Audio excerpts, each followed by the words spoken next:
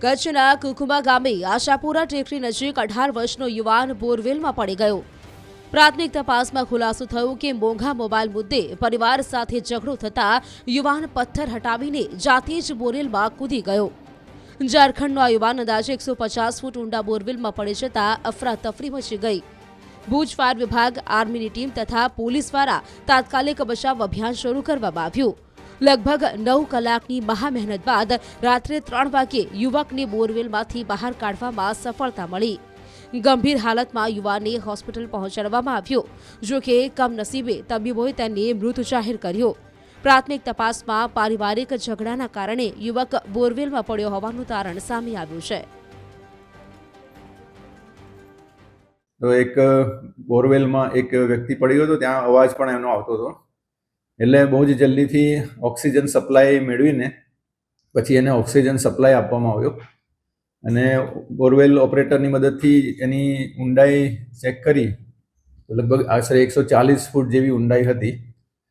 એટલે oxygen supply સાથે એને રેસ્ક્યુ કરવાની પ્રક્રિયા હાથ ધરવામાં આવી. એ જગ્યાને કોર્ડન કરી લીધી અને એસપી સાહેબ દ્વારા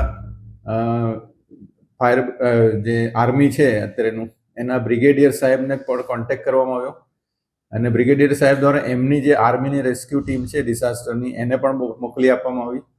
અને આ બધાના સહિયારા પ્રયાસથી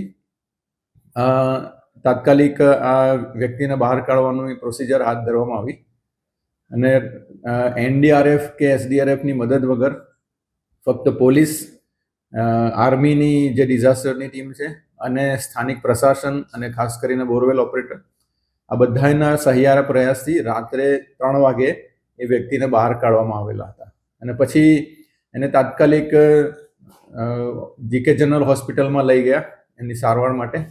પણ ત્યાં દુર્ભાગ્યવશપૂર્ણ એને ત્યાં ડૉક્ટરે એને મૃત જાહેર કરેલો છે. બનાવનું કારણ પ્રાથમિક તપાસમાં એ જાણવા મળ્યું છે. અમારું પહેલું પ્રાયોરિટી એને સેફલી બહાર કાઢવાનું હતું, પણ સાથે સાથે પેરેલલી અમે તપાસ કરી તો આ જે મરણ જનાર છે એ રુસ્તમ શેખ છે, ઝારખંડનો રહેવાસી છે અને અહીંયા મજૂરી કરવા માટે આવેલો છે અને એને મોંઘો મોબાઈલ ભાડે જ લેવો હતો. એટલે એને એ બાબતે એના મમ્મી પપ્પા સાથે વાત થઈ હતી ત્યાં અને એમાં કંઈ ના પાડી હશે કે કંઈ શું કીધું હશે, પણ આ બહુ ગુસ્સે થઈ ગયેલો અને એણે પછી મોબાઈલ પછાડીને ફેંકી દીધેલો, તોડી નાખ્યો હતો અને પછી આ બોરવેલમાં પડ્યો એવી ખબર પડી. અકસ્માત મોતની નોંધ કરીને એની તપાસ હાથ ધરવામાં આવી છે. મરણ જનારનું પીએમ થઈ ગયું છે અને એની સાથે એનો ભાઈ છે મિખાઈલ કરીને, એ પણ એની સાથે નોકરી અહીંયા જ હતો. એટલે એને પણ એની ડેડ બોડી આપી છે. એ લોકો એને લઈને ઝારખંડ જવા રવાના થયા છે.